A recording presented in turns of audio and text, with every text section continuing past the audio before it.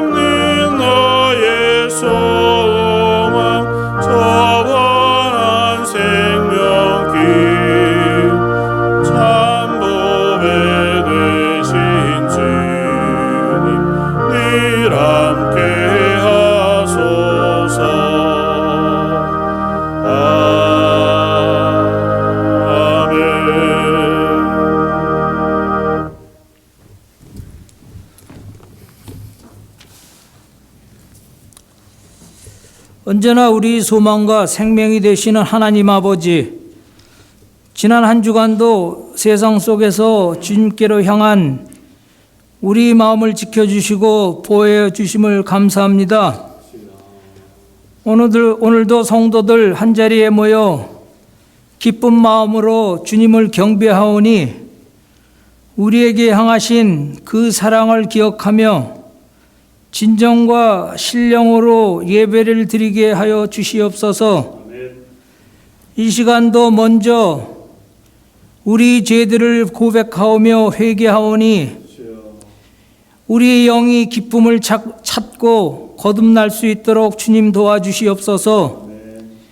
이 예배 가운데 우리 마음에 소망을 심어주시고 또 한 사람 한 사람에게 필요한 은혜를 꼭 내려주시어 예수 그리스도의 복음을 통하여 하나님이 계신 곳을 향할 수 있는 길을 열어 주시옵소서. 우리의 구원이 되시는 하나님 아버지, 주님의 고난을 기리는 사슬전 기간을 보냅니다. 이 기간을 보내면서 다시 한번 예수님의 죽으심과 부활을 생각하고 예수님께서 행하신 일들을 기억하며 그 십자가의 사랑을 다시 한번 감사합니다. 바라옵기는 앞으로 살아갈 우리들의 삶 가운데 찾아오는 어려움을 이길 수 있는 힘을 주시옵소서. 늘 믿음을 지키며 항상 주님의 고난을 생각할 수 있는 그런 우리 모두가 되게 하여 주시옵소서. 주님의 섭리 가운데 세우신 이 교회를 위하여 기도합니다. 하나님의 자녀로 이루어진 이 교회가 세상에서 방황하며 또 고통받는 심령들에게 안심과 평안을 줄 수 있는 교회가 되게 하시옵소서. 모든 성도들 한 성령 안에서 한 마음으로 말씀을 생활함으로 이 교회 안에서 놀라운 변화들이 일어나게 하시옵소서.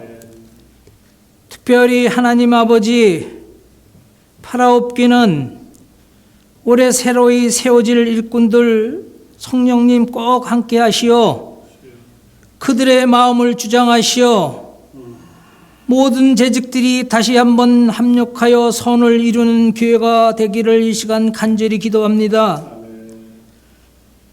오늘도 마음은 원하오나 또 이런저런 이유로 예배에 참석치 못한 성도 한 사람 한 사람을 더욱더 사랑하시어 그들이 꼭 함께 예배에 함께 할 수 있는 은혜를 허락하여 주시옵소서. 말씀을 전하시는 목사님, 성령의 능력으로 붙들어 주시고 많은 사람들이 시련을 겪는 이때에 소망의 메시지가 될 수 있도록 주님 함께하여 주시옵소서. 이 모든 기도 우리 주 예수 그리스도의 이름으로 감사하며 기도드립니다. 아멘.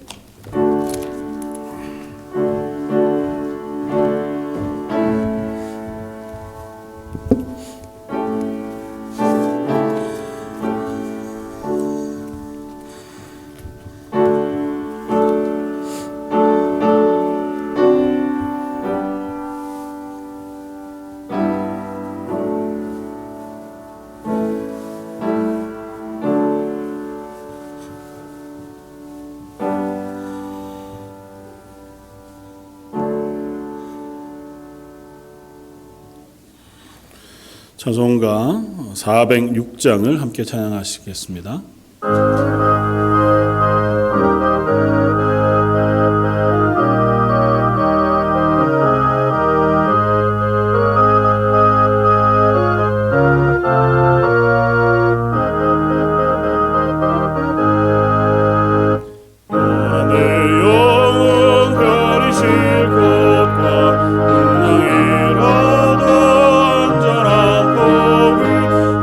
끝까지도 다스리세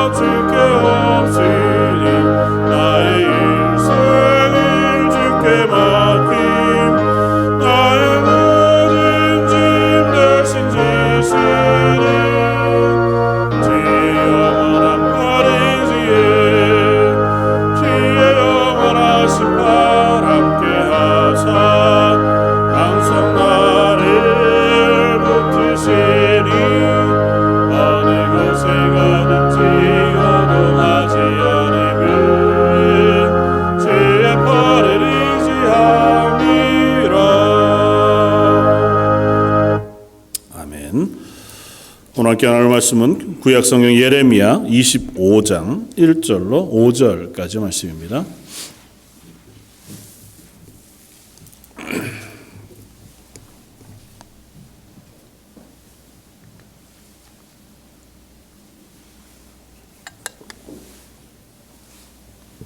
예레미야서 25장 1절로 5절까지 말씀. 구약성경 1090쪽에 있는 말씀입니다. 자였으면 우리 한 목소리 같이 한번 봉독하시겠습니다. 유다 왕 요시야의 아들 여호야김 넷째 해 곧 바벨론의 왕 느부갓네살 원년에 유다의 모든 백성에 관한 말씀이 예레미야에게 임하니라. 선지자 예레미야가 유다의 모든 백성과 예루살렘의 모든 주민에게 말하여 이르되 유다의 왕 아몬의 아들 요시야 왕 13째 해부터 오늘까지 23년 동안 여호와의 말씀이 내게 임하기로 내가 너희에게 꾸준히 일렀으나 너희가 순종하지 아니하였느니라. 그러므로 여호와께서 그의 모든 종 선지자를 너희에게 끊임없이 보내셨으나 너희가 순종하지 아니하였으며 귀를 기울여 듣지도 아니하였도다. 그가 이르시기를 너희는 각자의 악한 길과 악행을 버리고 돌아오라. 그리하면 나 여호와가 너희와 너희 조상들에게 영원부터 영원까지 준 그 땅에 살리라. 아멘. 최근에 계속해서 선지서 말씀을 묵상하고 있었습니다. 새벽 예배를 통해서도 계속해서 소선지서 말씀을 함께 나누었었고 개인적으로도 선지서 말씀을 계속해서 묵상하면서 시간들을 지나오고 있었습니다. 선지서를 묵상하면서 드는 의문은 이런 것이었습니다. 하나님이 왜 이렇게 선지자들을 통해서 동일한 말씀을 계속 반복해서 말씀하시는가?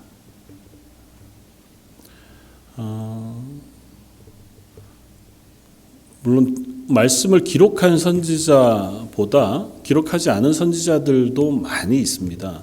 대표적으로 저희가 아는 엘리야나 엘리사와 같은 위대한 선지자도 있었지만 그래도 북이스라엘과 남유다의 말 미뤄가면서 하나님께서 보내신 선지자들이 그 말씀을 기록해서 우리에게 남겨주었는데 아마 가장 이른 시기에 말씀을 기록한 선지자는 아마 아모스 선지자, 요엘 선지자가 아니었을까 생각이 되어집니다.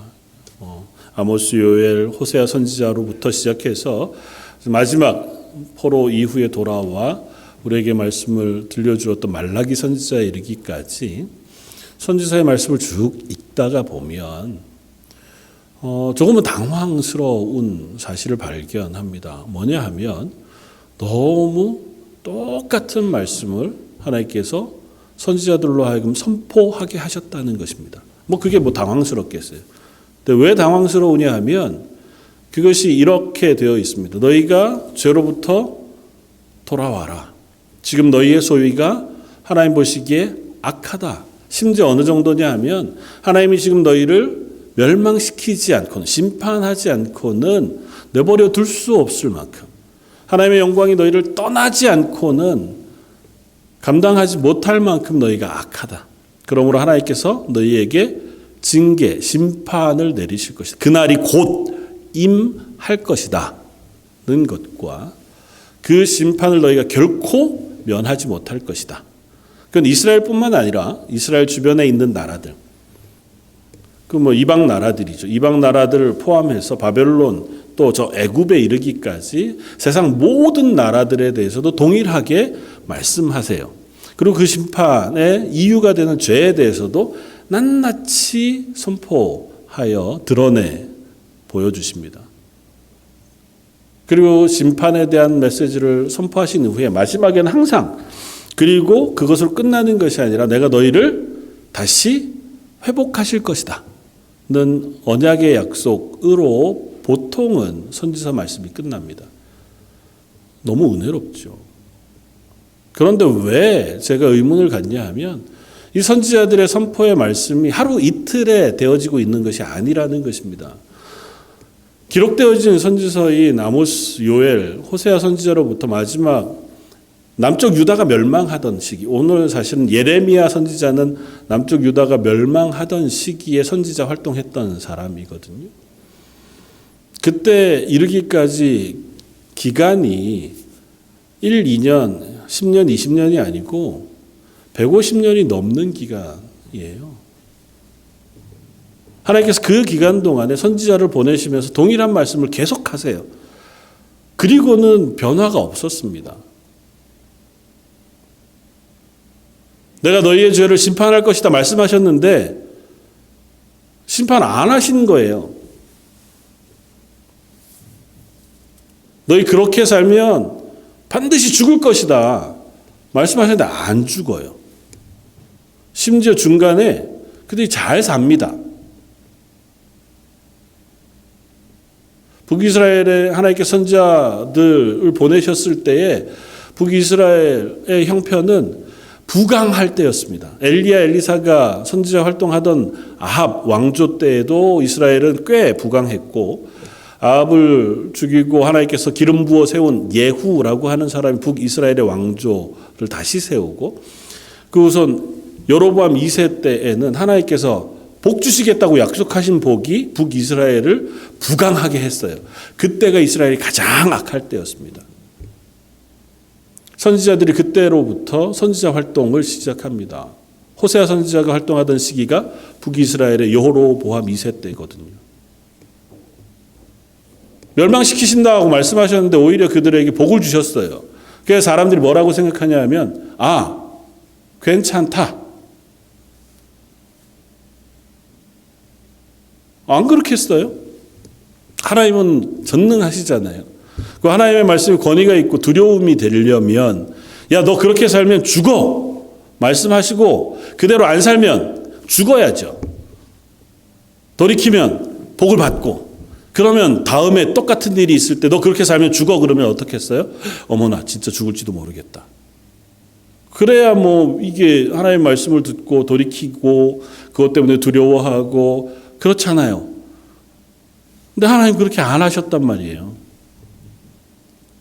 그렇게 살면 죽어. 그렇게 살면 하나님 심판이 있을 거야 라고 하셨는데 그 사람이 죽을 때까지 다윗이 시편에서 고백했던 것처럼 여전히 기름지고 배부르고 악을 행하면서도 잘 살고 밭의 곡식은 풍성하고 양떼는 더 많은 새끼들을 낳고 심지어 아프지도 않고 죽을 때도 건강하고 얼굴에 기름기가 반질반질한 채로 죽습디다. 하나님, 이거 어떻게 해야 합니까? 하나님 말씀이 권위가 없어요. 죄 지으면 단박에 그리고 잘 하나님 섬기면 복 주시면 얼마나 사람들이 하나님을 섬기는 게 쉽겠어요. 안 그러신단 말이에요. 왜 그러시냐고요. 왜 그러십니까? 의문이 안 드세요? 혹시 선지서를 읽으시면서 그런 의문을 가져보신 적은 없습니까? 하루 이틀도 아니고 한두 사람도 아니고 계속해서 똑같은 얘기를 왜 계속 반복만 하실까요?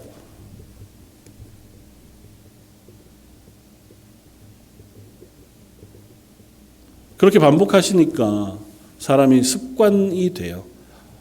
똑같은 얘기를 또 하시는구나.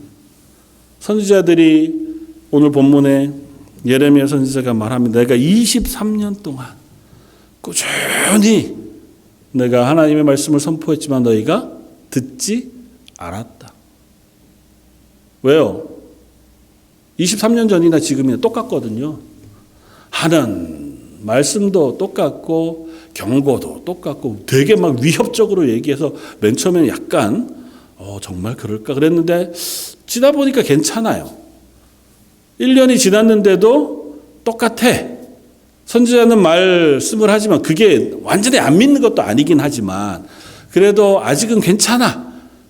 하루, 이틀, 10년, 20년이 지나도 괜찮아. 그러면 어떻게 해요? 당연히 그냥 괜찮아요. 말씀은 말씀대로 듣고 삶은 삶대로 내 마음대로 살아요. 하나님 왜 그렇게 놓아두시냐고요. 왜 하나님이 그렇게 하셨냐고요. 우리를 향해서도 동일하지 않으십니까? 하나님의 말씀이 여러분들에게 찔림이 되었다가 그 찔림 때문에 하나님 앞에 되돌아오신 적들도 충분히 많으시리라고 믿습니다. 그러나 혹 그렇지 않았을 때에 우리의 삶에 하나님께서 징계하시던 것들을 경험하신 적이 많으십니까? 대부분은 안 그렇잖아요. 우리 스스로를 돌아보면 내가 범죄해도 하나님 앞에서 부족해도 믿음을 가지고 온전하게 살지 못해도 그 주간도 여전히 지난주와 다르지 않더라. 그게 우리를 지금 이처럼 연약하게 만든 것 아닙니까?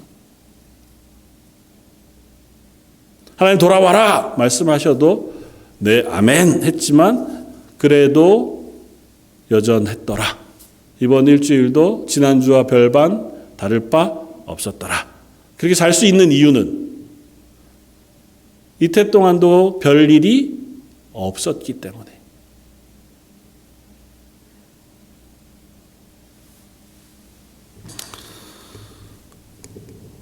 오늘 말씀을 가지고 세 가지 측면에서의 말씀을 우리가 생각해 보고자 합니다. 첫 번째는 이스라엘을 향하신 하나님의 진노의 심판은 온전히 이스라엘의 죄악 때문이라는 것입니다. 다시 말하면 하나님이 이 말씀을 지금 저희들에게 선포하여 들려주시는 거라면 그 원인은 온전히 저와 여러분들의 죄악 때문이라는 것입니다. 물론 모든 것이 그렇지 않습니다. 우리들이 당하는 재앙, 어려움이 다 내 죄악에 근거하고 있지는 않아요. 만약에 그랬으면 여기 저나 여러분들이나 어느 누구도 멀쩡하게 앉아 있어 하나님을 예배할 사람이 없겠지요. 그건 당연히 아닙니다. 그러나 그렇다고 해서 우리들에게 선포하시는 하나님의 이 심판의 메시지가 나와 아무 상관없이 선포되지 않습니다.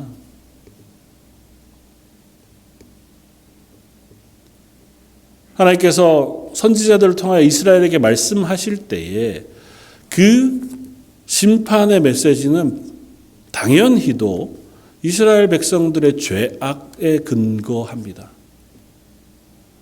그 중에는 신실한 사람도 있고 그 중에는 악한 사람도 있었겠지요.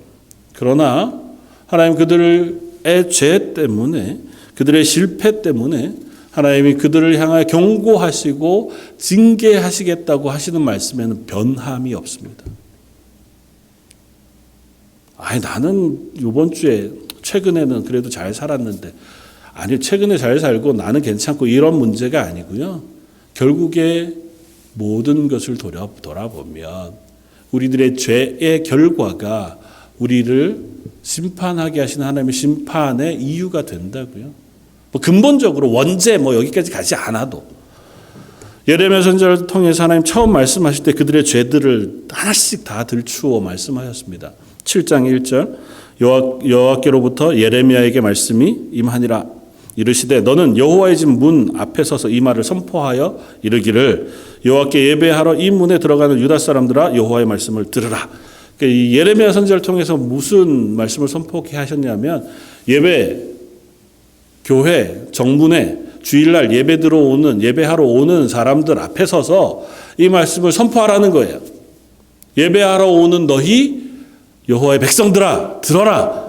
그렇게 하시면서 무슨 말씀을 선포케 하셨냐 하면 만군의 여호와 이스라엘의 하나님께서 이와 같이 말씀하시되 너희 길과 행위를 바르게 하라.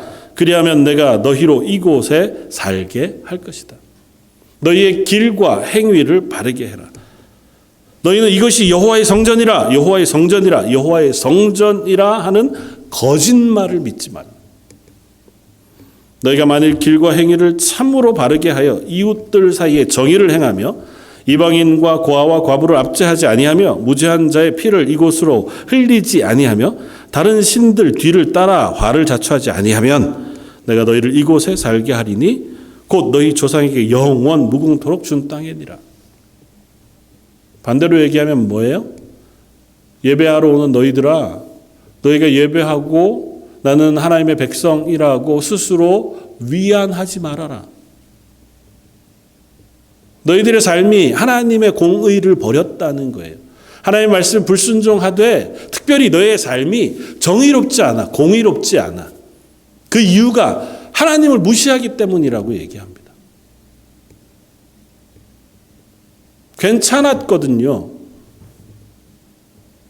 거짓말을 하고 약한 사람을 압제해서 내 배를 불리는 행위가 하나님 금하신 것인데도 그것을 행했는데도 재산은 늘어나지 내가 하나님의 징계를 받지는 않았거든요. 그게 괜찮다 생각합니다. 그래서 나는 하나님 앞에 제사 드리러 가니까 예배 드리러 가고 예배의 자리에서 하나님의 예배한 난 구원받은 하나님의 사람이니까. 삶에서 좀 실수가 있는 거지. 세상이 다 그러니 나도 그 생일을 하면서 나는 예배드리러 가노라 얘기하지 말라는 겁니다. 너희 행위가 바르지 아니하다고 말씀합니다. 보라, 너희가 무익한 거짓말을 의존하는도다. 너희가 도둑질을 하며 살인하며 간음하며 거짓 맹세하며 바알에게 분향하며 너희가 알지 못하는 다른 신들을 따르면서 내 이름으로 일컬음 받은 이 집에 들어와서 내 앞에 서서 말하기를 우리가 구원을 얻었나이다 하느냐. 이는 이 모든 가증한 일을 행하려 함이로다. 너희가 예배하는 이유가 난 하나님 앞에 구원받았다고 말하는 이유가 나가서 네 맘대로 살기 위함이다 고 얘기합니다. 면죄부죠. 여러분들이 그렇다는 얘기는 아니니까 너무 심각한 표정으로 듣지 마세요. 우리가 그럴 수 있습니다. 예배하지요. 하나님 앞에 예배드리고 하나님의 은혜를 우리가 찬양합니다. 그런데 정작 우리의 삶이 하나님 앞에 서 있지 않을 때가 있다는 거예요. 특별히 이스라엘의 심판의 이유가 그거라고 말씀하시는 거예요. 왜 그들이 거짓말합니까? 왜 사기칩니까? 하나님을 믿지 않기 때문이에요. 모든 공의의 하나님이 가난하고 압제당하는 이들의 하나님, 내가 고아와 과부와 이방인들을 긍휼히 여기라고 말씀하시고 그들의 하나님이라고 말씀하시는 하나님이 살아계셔서 내 삶을 지켜보신다는 믿음이 없으니까 그들을 압제하고 내 배를 불리는 것이 익숙합니다. 약간 마음에 찔리기는 하지만 괜찮아. 왜요? 난 주일날 예배드리러 가니까.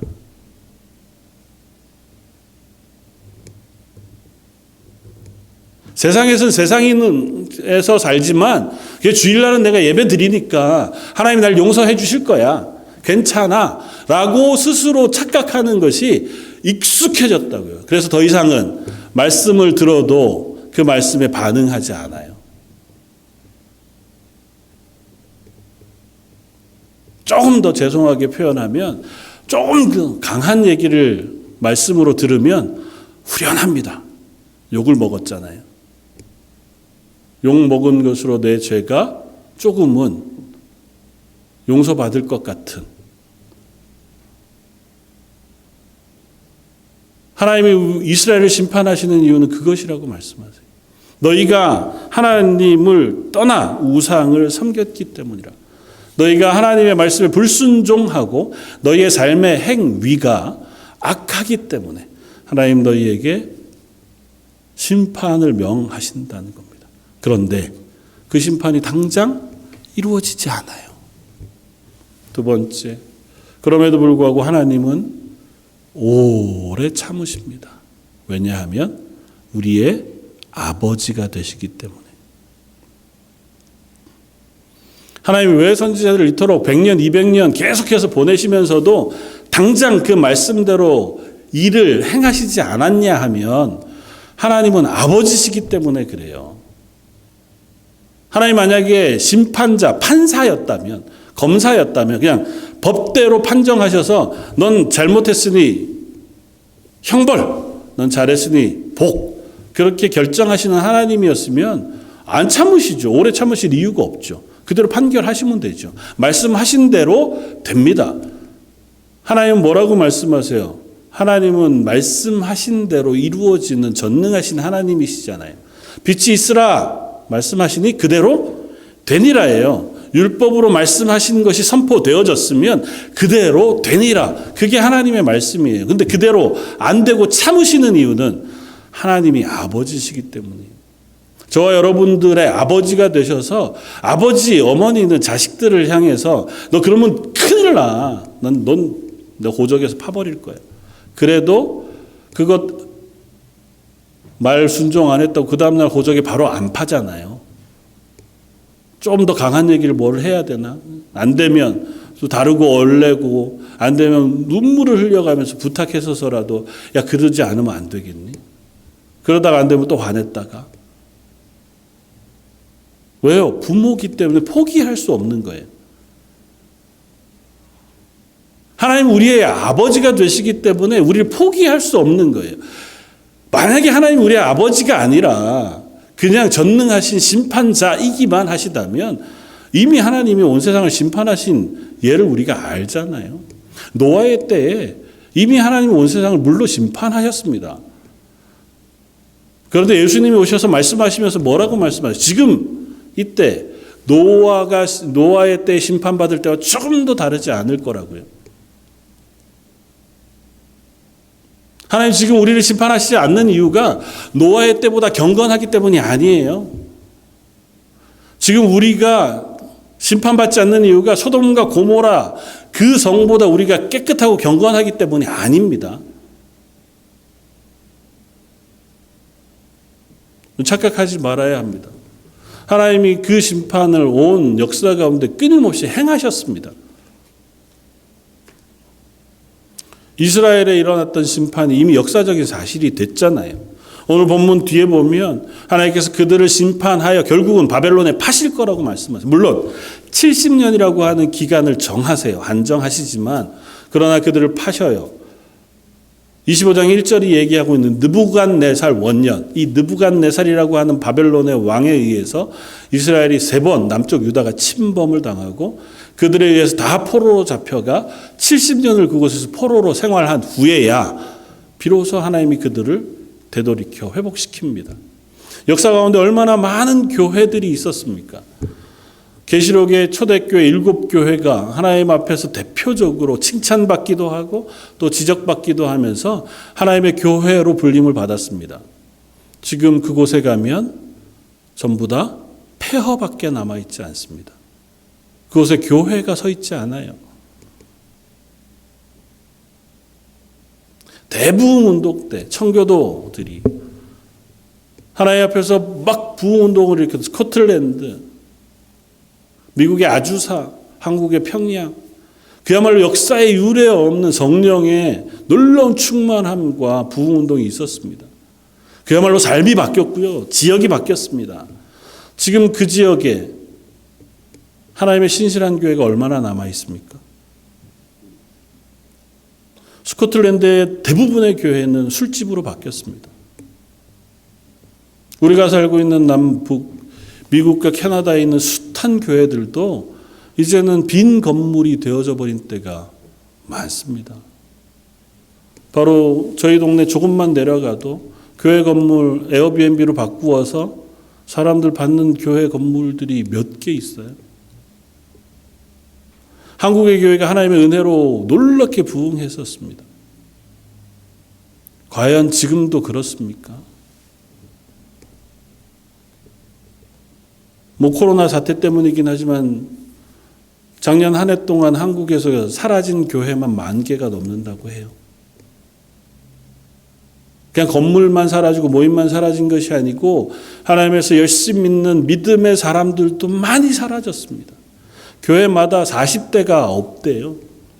어린아이들도 없습니다. 40대가 없으니 자녀가 없잖아요.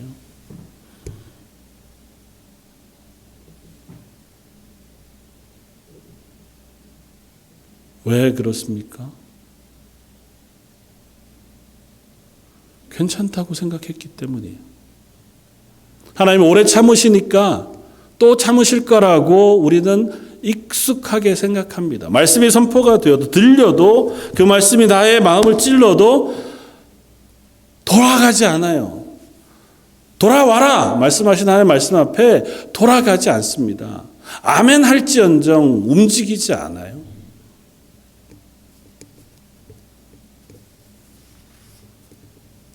한번 우리가 나 스스로를 돌아보아야 할 때입니다. 하나님의 말씀이 선포되어지고 그 말씀이 선포되어짐에도 불구하고 움직이지 않았던 이스라엘이 그냥 성경에 박제되어져 있는 저 옛날 얘기만은 아니라고요. 오고 오는 모든 교회가 그랬고 지금 저와 여러분들이 그렇습니다. 왜냐하면 말씀하셔도 내일 그 일이 안 일어나거든요. 하나님이 오래 참아주시니까 여전히 그냥 그게 익숙하다고요. 하나님 말씀하셔도 엄포 같아요. 그렇잖아요. 어린아이가 아버지를 너무 사랑해요. 그리고 아버지가 어린아이를 자기 자녀를 너무너무 사랑합니다. 잘못하는 거 고치려고 여러 번 엄포를 놓습니다. 처음에는 좀 두려워해요. 그러다가 조금 지나면 어떻게 해요?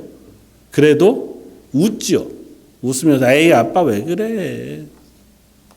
그게 점점 더 심해지면 익숙해집니다. 그걸 어떻게 피해가는지를 연구하죠. 우리가 하나님 앞에서 하나님의 말씀을 들을 때 혹 그렇지는 않습니까? 하나님이 돌아와라 말씀하실 때 아 맞아 그렇지.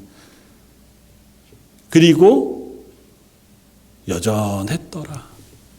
가 혹은 우리의 모양은 아닙니까? 여러분들의 믿음, 여러분들의 신앙 고백은 무엇입니까? 하나님 앞에서 하나님 보시기에 하나님의 백성으로 합당한 모습이 저와 여러분들의 삶 속에 있으십니까? 하나님의 오래 참으심이 우리가 나태하거나 혹은 여전히 실패하는 빌미, 이유가 되어서는 안 되는 줄 압니다. 하나님 오래 참으시지만 영원히 참으시지 않습니다.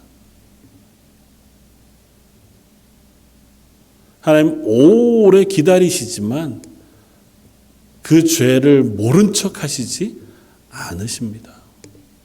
예수 그리스도를 통하여 우리의 죄를 씻으시고 그렇게 해서라도 우리를 회복하시는 그야말로 사랑의 하나님이시지만 그렇다 그래서 그 죄를 징계하시지 않는 하나님은 아니세요. 사랑하는 성도 여러분, 저와 여러분들의 삶을 다시 한번 말씀 앞에 세워놓고 돌이키기를 원합니다. 성경에 가장 많은 분량을 차지하고 있는 말씀이 선지서예요. 선지서에서 가장 많이 반복되고 있는 말씀이 돌아오라는 말씀입니다. 너희가 그곳에서 죄를 돌이켜 행하면 너희가 돌아오면 그곳에서 돌아오너라. 왜요? 이스라엘 백성이 끊임없이 하나님을 떠나갔기 때문이에요. 이 말씀이 여전히 저희들에게 들려지는 이유는 여전히 저희가 하나님의 말씀 앞에 서고 하나님의 은혜 앞에 서 있지 않기 때문이에요. 돌아오라 말씀하시는 것에 아멘으로 응답하고 돌이켜야 합니다. 돌아가야 해요. 그러면 어떻게 해요? 오늘 본문 그가 이르시길 너희는 각각의 악한 길과 악행을 버리고 돌아오라. 그리하면 나 여호와가 너희와 너희 조상들에게 영원부터 영원까지 준 그 땅에 살리라. 저와 여러분 저희 런던 제1장로교회가 하나님의 말씀 앞에 돌이키기를 발버둥치는 2022년이었으면 좋겠습니다. 내 마음이 내 행동이 하나님의 말씀 앞으로 돌아오기 위하여 애쓰는 그래서 하나님이 오래 참으시지만 그 하나님의 은혜 앞에 내가 서기를 그야말로 발버둥치는 저와 여러분들이었으면 좋겠습니다. 다 이유가 있지요. 그렇게 하지 못하는 몸이 연약하고 상황이 어렵고 그러나 몸이 연약하고 상황이 어렵고 내 할 일들이 많거나 숱한 문제들이 있다고 해서 우리가 그리스도인으로 마땅히 서야 할 자리, 예배해야 할 자리, 섬겨야 할 자리에 서지 않을 핑계가 될 수는 없습니다. 우리가 그리스도인으로 서지 않을 이유가 되지는 않아요. 그렇게 서지 않은 이들이 하나님의 징계를 받았던 것을 우리가 기억해야 합니다. 마지막으로 예레미야의 모습을 저희가 한번 묵상해 보기를 원합니다. 예레미야는 하나님의 사람으로 부름을 받았습니다. 특별한 선지자 예레미야이기도 하지만 저와 여러분들의 모습이 어쩌면 예레미야의 모습에 투영되는 하나님의 사람들일 것입니다. 예레미야는 하나님의 청지기로 부름을 받았습니다. 그리고 예레미야의 고백을 듣습니다. 오늘 3절 유다 왕 아몬의 아들 요시야 왕 13째 해부터 오늘까지 23년 동안 여호와의 말씀이 내게 임하기로 내가 너희에게 꾸준히 일렀으되 너희가 순종하지 아니하였느니라. 저는 예레미야의 마음이 무엇이었을까를 짐작해 봅니다. 23년을 하나님 앞에서 신실하게 하나님이 맡기신 일들을 했습니다. 그러나 열매가 없었습니다. 꾸준히 돌아오라고 외쳤으나 돌아오지 않았습니다. 하루, 일주일, 한 달, 1년 그럴 수 있죠.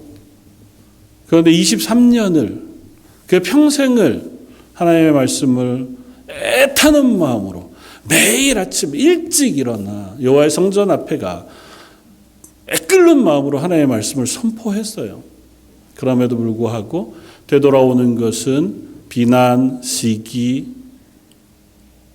고난과 어려움, 그리고 그것에 반응하지 않는 사람들이었습니다. 저는 이것도 그리스도인의 삶인 줄 믿습니다. 하나님 우리를 청지기로 세우셔서 하나님의 일을 하게 하시는 줄 압니다. 그리고 때로는 그것을 통해서 하나님의 나라, 하나님의 교회를 부흥시키시고 건강하게 하실 줄 믿습니다. 그것이 우리의 꿈이죠. 열매 맺는 삶. 예레미야에게 그 꿈이 없었던 것 아닙니다. 예레미야가 언제 선지자 활동을 시작했다고요? 요시야 왕 13년에. 요시야는 어떤 왕입니까? 아버지가 아몬이고 할아버지가 므낫세입니다. 그 위에가 히스기야. 하나님의 은혜로 히스기야가 생명을 연장했을 때 태어난 아들이 므낫세였습니다. 그 므낫세가 하나님 앞에서 악행을 저질렀습니다. 아버지 히스기야 때에 모든 것들을 다 치우고 우상 섬기고 온 유다가 하나님 앞에 범죄하도록 만든 원흉이 므낫세였습니다. 물론 므낫세만 악했겠어요. 남은 모든 백성도 동일했으니 그 악함이 온 유다를 덮었겠죠. 긴 시간 므낫세에 의해서 온 이스라엘이 범죄했습니다. 그리고 장수하다가 죽었어요. 아들 아몬이 왕위에 오르지 불과 2년 만에 죽습니다. 그리고 그 뒤를 이어서 8살짜리 아이 요시야가 왕위에 오릅니다. 그리고 8년 동안을 아무 일도 하지 않아요. 8살짜리가 왕위에 있었으니 뭘 했겠습니까? 16살 될 때까지 하나님의 말씀 앞에 그래도 잘 참으로 감사하게 세워집니다. 그리고 8년째 되던 해부터 온 이스라엘을 개혁하기 시작했습니다. 성전을 다시 수복하고 절기와 예배를 다시 세우고 온 우상의 산당들과 제사장들을 다 죽이고 폐허하고 하나님 앞에 되돌아오기를 원했습니다. 요시야 왕 때 6월절 절기를 지킬 때에 역사 이전, 그 이전 어느 누구 때도, 그 이후에 어느 누구 때에도 그와 같은 6월절 절기를 지킨 적이 없었더라고 성경이 기록해요. 그만큼 요시야 때에 열심을 다해서 하나님 앞에 이스라엘을 회복했고 그런 것처럼 보였습니다. 그때에 요시야 옆에 있었던 사람이 누구냐 하면 예레미야예요. 하나님이 암울하던 시기에 두 사람 요시야와 예레미야를 세우십니다. 그리고 그들을 통하여 하나님의 나라 이스라엘을 회복하게 하시기를 원하셨어요. 예레미야가 그 일에 전심을 기울였습니다. 겉으로 보기에 회복되는 것 같았죠. 오늘 25장에 뭐라고 얘기합니까? 요시야 왕의 아들 여호야김 넷째 해. 요시야가 죽은 지 겨우 4년이 지났어요. 요시야는 젊을 때에 전사했습니다. 그것이 온 이스라엘의 충격이 될 만한 특별한 일이었어요. 왜 하나님께서 저렇게 귀한 왕을 이렇게 데려가시나 어이없이. 그리고 아들 여호야김이 왕이 됐어요. 다시 나라가 죄악으로 물들어갔습니다. 요시야 왕 때의 회복이 그냥 겉만 그런 거였어요. 예레미야가 얘기하잖아요. 내가 23년 동안 꾸준히 너희에게 여호와의 말씀을 일렀으나 너희가 돌아오지 않았다고요. 순종하지 않았다고요.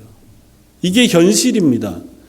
겉으로는 뭔가 일어나는 것 같았어요. 6월절 절기를 막 은혜롭게 지키고 산당들 다 폐하고 제단들 다 무너뜨리고 우상을 섬기는 제사장들 다 죽이고 이야 이제는 이스라엘이 하나님의 영광으로 회복될 것 같아 보였습니다. 백성들의 마음은 안 변했어요. 그냥 왕이 바뀌었으니 왕에게 장단을 맞춘 거예요. 악한 왕이 섰을 때는 악한 왕에게 장단을 맞추고 그래도 요시아가 왕이 됐으니 거기에 장단을 맞춘 거예요. 그래야 사니까. 마음은 하나님께로 돌이키지 않았습니다. 예레미야가 실망할 만하죠. 이제는 그만할랍니다. 하나님 아무리 해도 안 되겠습니다. 제가 하는 게 무슨 의미가 있습니까? 그러나 예레미야는 그가 죽을 때까지 그 선지자 사역하는 것을 그만두지 않았습니다. 어쩌면 저와 여러분들이 그리스도인으로 사는 삶이 이와 같은지 몰라요. 때로는 힘있게 하나님의 일들을 감당할 수 있을 때도 있습니다. 그리고 그것에 대한 열매가 우리를 막 격려하고 힘을 나게 할 수도 있죠. 그러나 때로는 우리는 소망하죠. 그 꿈을 꾸고 기대하고 기도하죠. 그러나 되돌아오는 결과는 여전할 때도 있습니다. 아니 오히려 낙심할 만한 내가 아무리 열심히 해도 아무것도 변하지 않는 그런 모습들을 볼 때도 있습니다. 그때에 여전히 예배의 자리에 기도의 자리에 섬김의 자리에 서 있는 것이 하나님의 사람, 하나님 부르신 청지기의 삶인 줄 믿습니다. 제일 어려운 게요, 꾸준한 거예요. 제일 어려운 게 꾸준히 누가 뭐래도 나는 예배의 자리, 기도의 자리를 빼지 않고 그 자리에 그저 자리를 지키고 앉아 하나님을 예배하고 하나님께 기도하는 사람으로 서는 것인 줄 압니다. 물론 하나님께서 맡기신 모양들이 다 다르죠. 어떤 사람에게는 대단한 은사를 주셔서 그 일들을 감당하게 하세요. 그것도 하나님이 허락하신 은사로 귀한 일들이죠. 또 어떤 이들에게는 온 자리에서 그저 기도하는 역할을 맡기신 분들도 있습니다. 그러나 참 어려운 것은 그것을 꾸준히 하는 거예요. 계속해서.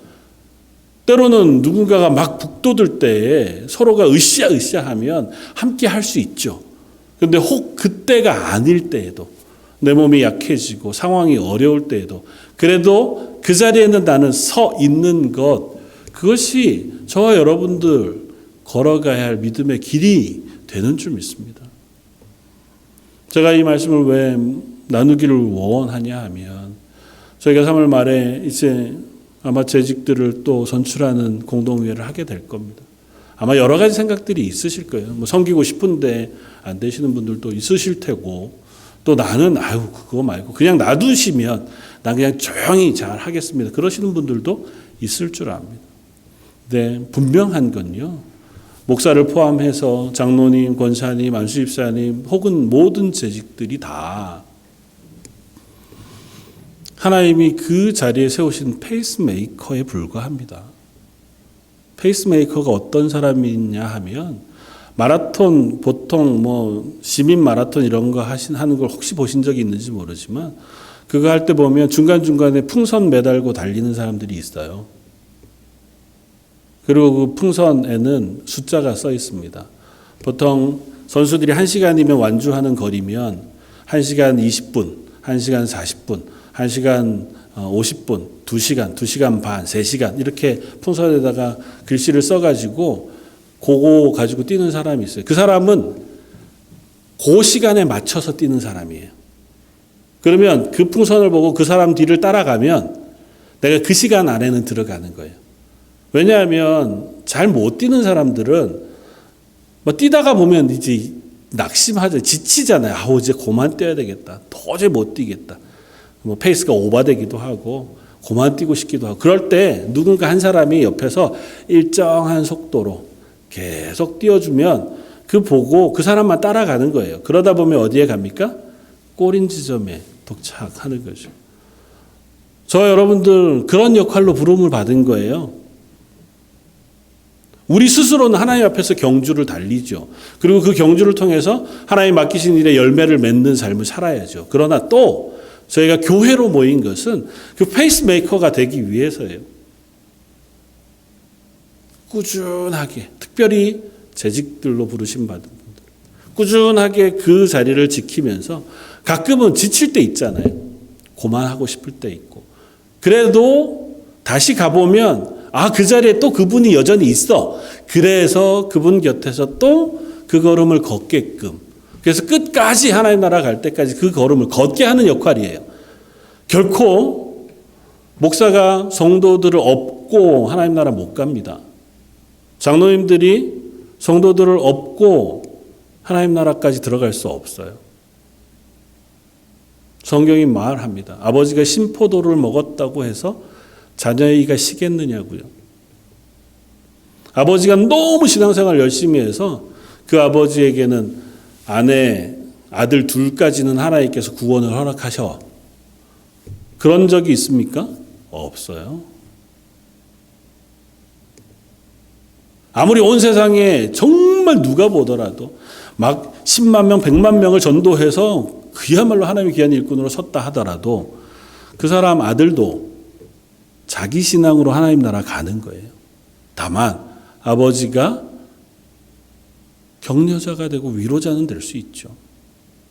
저 여러분들 다 마찬가지입니다. 다 각자의 믿음으로 하나님 앞에 서는 거예요. 다만 우리는 서로에게 위로해주고 격려해줄 수 있는 사람은 될 수 있습니다.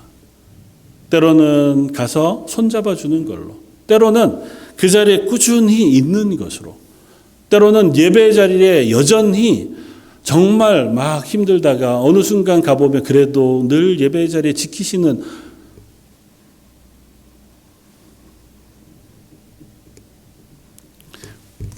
권사님들 있으시잖아요.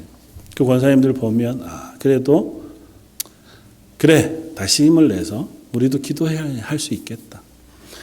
그 권사님들이라고 매일 새벽에 나와서 기도하시는 게 쉬우시겠어요? 그런데도 그 자리에 늘 계신 것 보면 다른 사람들이 가끔 나와 볼 때 그렇구나. 여전히 우리 교회 기도하는 권사님들이 계시구나. 장로님들 연세가 드셨어도 기도하고 예배하는 자리에 늘 서고 교회 봉사하는 자리에 앞장서서 그렇게 대단한 건강이 있으셔서 그런 게 아니잖아요. 다 허리 아프시고 이런저런 병이 있으시고. 그래도 직분을 주셔서 하나님이 그 역할 맡기시는 그 자리에 있으신 거잖아요. 저 여러분들 다 그 역할로 부르심을 받은 거예요. 여러분들을 비난하려는 것도 아니고 그렇게 하면 절대 안 된다는 얘기를 하려는 것도 아니라 하나 분명한 건 그렇게 하는 이들을 낙심하지 않도록 도와주십시오. 아무리 신실해도 계속 1년, 2년, 3년을 그 자리에서 기도하는 권사님들이라 할지라도 여전히 혼자면 낙심이 돼요. 늘 어려운 자리 말없이 섬기고 봉사해도 그래도 또 나 혼자면 낙심이 됩니다. 가끔이라도 누가 와서 같이 도와주고 함께 그 일을 해주는 그것이 다시 힘을 내는 이유가 되기도 합니다.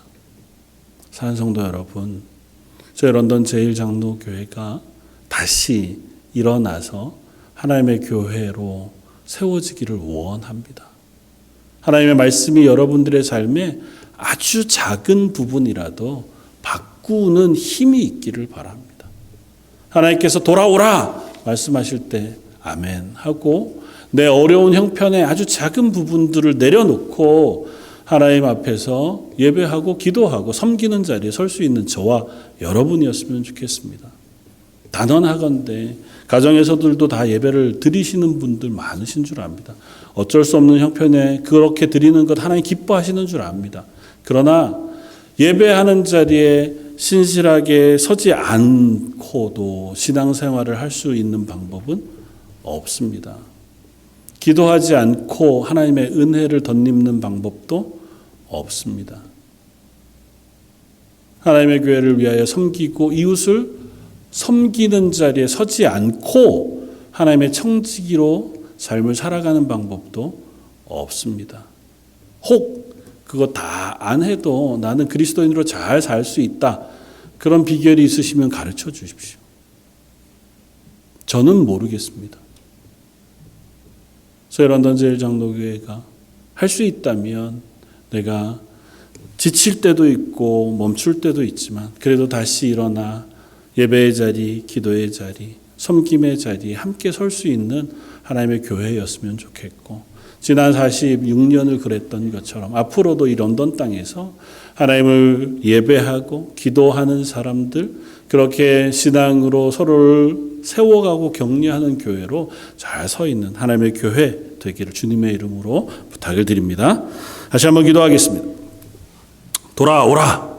그리하면 나 여호와가 너희와 너희 조상들에게 영원부터 영원까지 준 그 땅에서 살리라 말씀하신 하나님의 말씀 저희가 아멘으로 응답합니다. 하나님께서 말씀하시니 저희가 돌이켜 그리스도인 청지기의 자리에 서기를 원합니다. 하나님 저희 부르심 앞에 순종하는 저희 런던 제일장로교회 성도들 되게 하여 주옵소서. 예배의 자리에 앉고 기도의 자리에 앉으며 섬김의 자리에 함께 서서 이 땅에서 그리스도인으로 서로의 도움, 위로, 격려자가 되어 하나님의 사람으로 부르심받은 그 삶을 신실하게 살아내는 저희 런던 제일장로교회 모든 성도들 되게 하여 주옵소서. 그것을 위하여 하나님 건강도 주시고 물질의 복도 허락해 주시고 그들의 삶의 평안도 허락해 주시고 그들의 마음의 은혜와 은사도 부어 주옵소서. 혹 그리 아니하실지라도 저희가 하나님 앞에 믿음으로 설 수 있는 믿음도 허락하여 주옵소서. 오늘 말씀 예수님 이름으로 기도드립니다. 아멘. 찬송가 368장을 함께 찬양하시겠습니다.